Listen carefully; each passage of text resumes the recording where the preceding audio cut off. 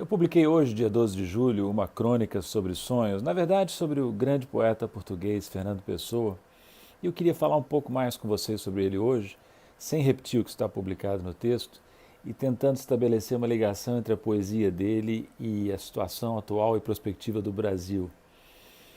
O livro, vou tomar como base alguns poemas de um grande livro de Fernando Pessoa que se chamou Mensagem, uma das poucas obras publicadas por ele em vida e cuja leitura eu recomendo vivamente. Ali nessa obra você tem uma ideia do que foi a grandeza de Portugal no tempo das grandes navegações, que é um dos temas centrais deste livro chamado Mensagem. Foi através deste livro e de outras obras de Fernando Pessoa que eu me dei conta, quando travei contato com Fernando Pessoa pela primeira vez, da grandeza de Portugal.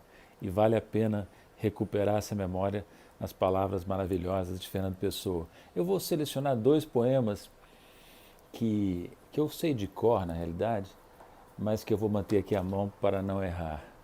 O primeiro deles se chama Ilhas Afortunadas e começa e vai assim. Que voz vem no som das ondas que não é a voz do mar? É a voz de alguém que nos fala, mas que se escutarmos cala, por ter havido escutar.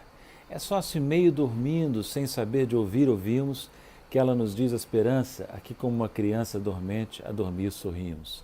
São ilhas afortunadas, são terras sem ter lugar, onde o rei mora esperando. Mas se vamos despertando, cala a voz e há só o mar. Lindo poema.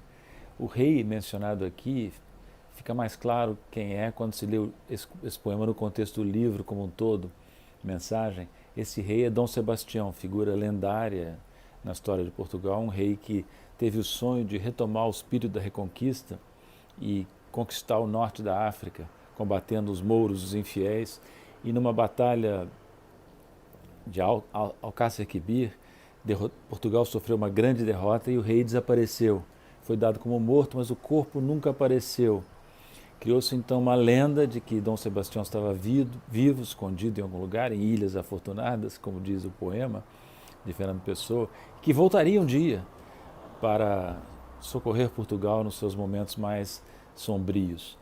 A ligação desse tema do sebastianismo com o Brasil é muito forte, porque o sebastianismo, o mito de Dom Sebastião, marcou não só a história portuguesa, mas também a história brasileira.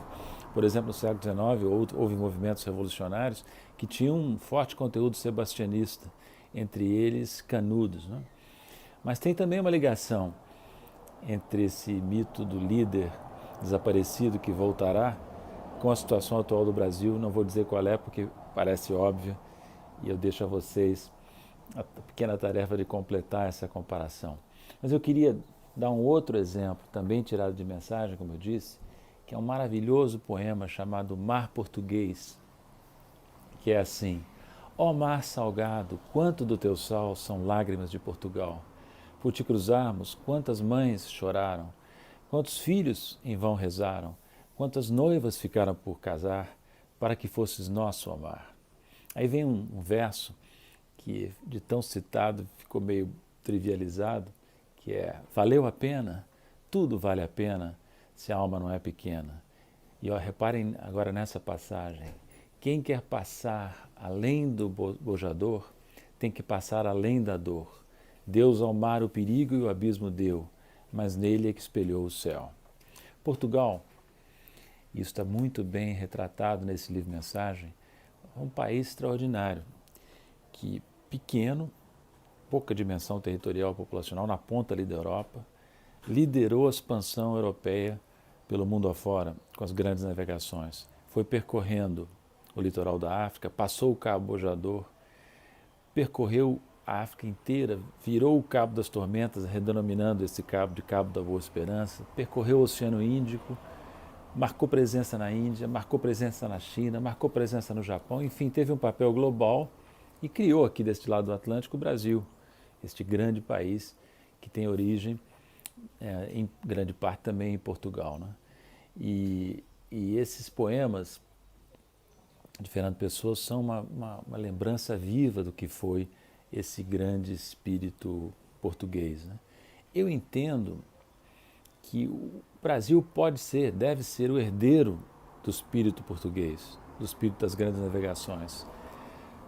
Hoje mais do que Portugal, porque Portugal pequeno, meio que diluído na União Europeia, já não pode desempenhar esse papel de herdeiro do grande espírito português, a não ser em aliança com o próprio Brasil.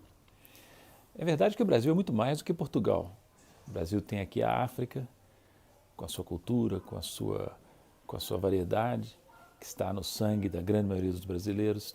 Tem os povos originários indígenas, que está também no sangue de grande parte dos brasileiros, com a sua variedade de culturas e de contribuições. Tem a contribuição de outros países europeus que aqui vieram, espanhóis, italianos, alemães. Existe aqui no Brasil a maior população de origem japonesa fora do Japão. E a população brasileira de origem libanesa é maior que a população total do Líbano. Estou dizendo tudo isso porque eu entendo que o Brasil tem um papel naturalmente global. É uma nação que na sua formação já é global. E ela pode muito bem desempenhar esse papel global, superada essa fase lamentável que nós estamos atravessando. Antes da pandemia, eu participei de um debate com um grande brasileiro, Saturnino Braga. O debate era sobre a Rota da Seda da China. E o Saturnino fez uma observação que eu não esqueci, uma observação muito interessante. O Brasil deve ter suas próprias iniciativas de alcance global, dizia ele. Por que não ter uma Rota da Boa Esperança?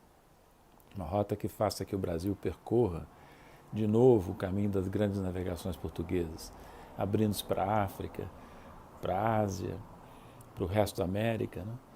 O Brasil tem que pensar grande, Rota da Boa Esperança. Temos que recuperar nossas empreiteiras. Podemos fazer isso com Itamaraty, os quadros excelentes, com o BNDES financiando a exportação de bens e serviços brasileiros, com as grandes empresas brasileiras que podem ter atuação internacional. Enfim, o Brasil é um grande país que não pode pensar apenas em si e na sua redondeza imediata. Nós já começamos a esboçar esse grande papel internacional no tempo do Lula presidente. E podemos voltar a fazê-lo com mais força, acredito, num possível futuro governo Lula a partir de 2023.